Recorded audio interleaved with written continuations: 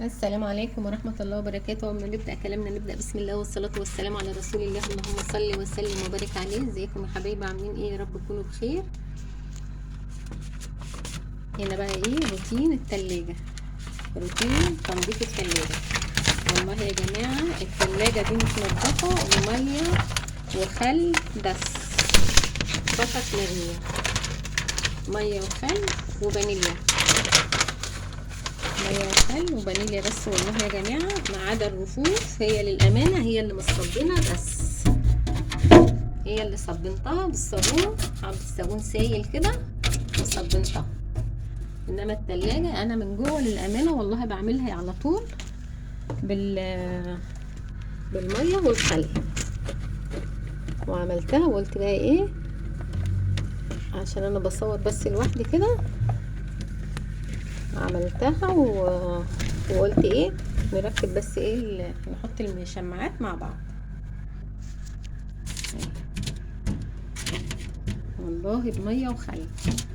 شلت طبعا المفارش القديمه بتاعتها. كل سنه وانتم طيبين. بقى جبت مفارش ايه رمضان جديد اهي، تجديد يعني.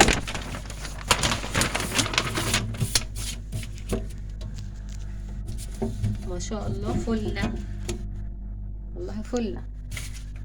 ميه وخل بس، وشم الريحه بقى وما تقوليش على ريحه الجمال بتاعها. ريحتها جميله. جايبه لها المفارش دي يا جماعه من عند بتوع الادوات المنزليه، جايباها ب20 جنيه 4 مفارش. السواكي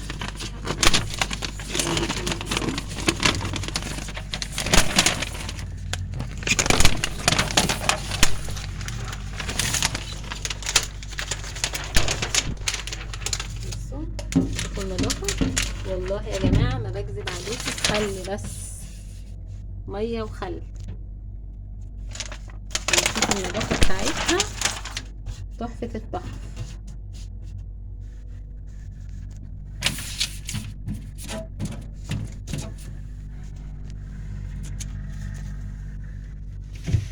تلاجة ومية وخل وحبة فانيليا بس. ونشفتها اهي، بسم الله. ادي الباب بتاعها اهو.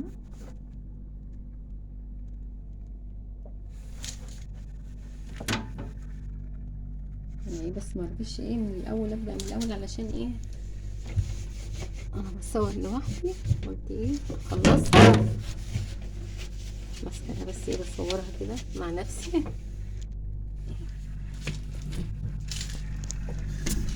هرد عليها بقى ايه كده تنشيفها.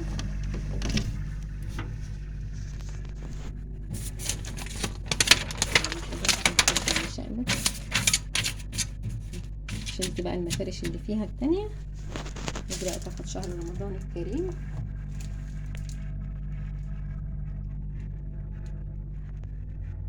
والله بمية وخل، مية وخل وباكو فانيليا. كتر الصابون يا جماعة والحاجات دي بتبوظ لا قدر الله التلاجات.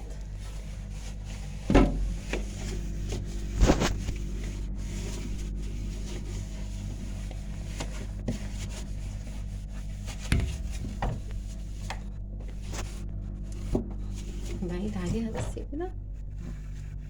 هي الرفوف هي اللي طلعتها صبنت بس، الرفوف بس. انما التلاجة بغسلها من جوه، بحط طبق وفيه حبة خل، حوالي ربع كوباية خل، وبحط باكو فانيليا واحد. ريحة بقى وتعقيم، ريحة وتعقيم. احنا كده عقمناها وخلينا ريحتها جميلة تحفة كده، وما خدتش وقت ولا حاجة. انا ما كملتش فيها والله يا جماعة نص ساعة. يمكن هي بس الرفوف هي اللي خدت وقت في التصبين كده، عشان بنصبنها وبنشطفها كويس عشان ما يبقاش فيها صابون. وفرشنا المشمعات سوا، مكتوب عليها رمضان كريم الله اكرم، وفطوطة. ده عم فؤاد ده ما عارفه، وبكار وفنانيس.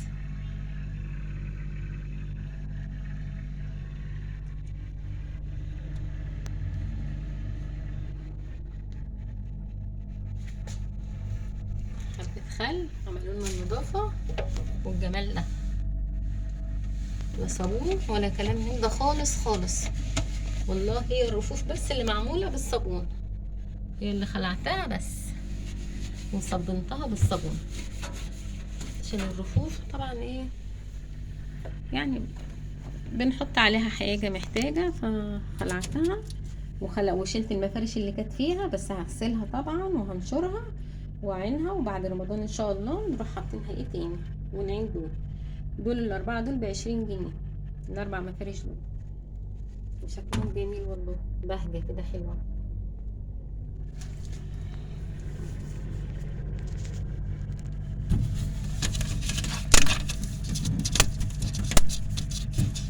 نظبط بس المفارش كده.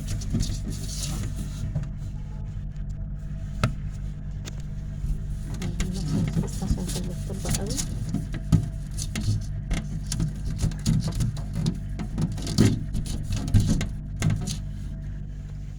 وهرصص بقى حاجتها من تاني اللي كانت فيها، طلعتها كلها. نقول كمان وجبت طبق وحطيت فيه حبة خل، ربع كوباية خل على باكو فانيليا واحد،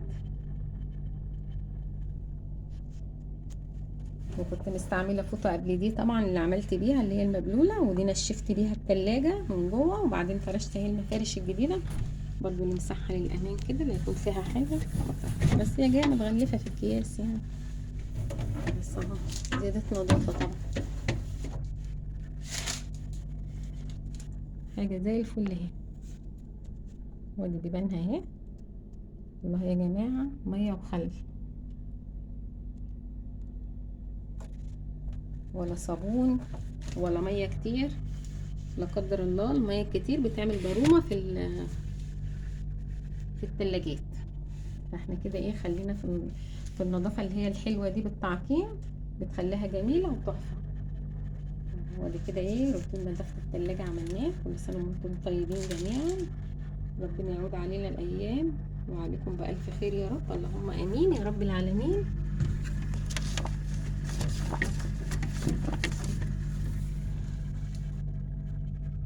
انا كنت كده فصلها قبل كده، والفريزر طبعا متنضف الحمد لله.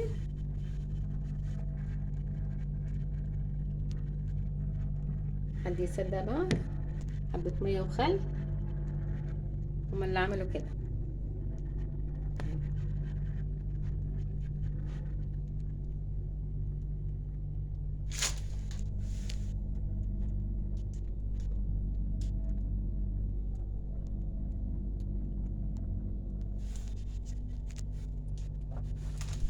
مية وخل يا جماعة عملت لنا النظافة الجميلة دي، مش هنقول بقى ولا صابون.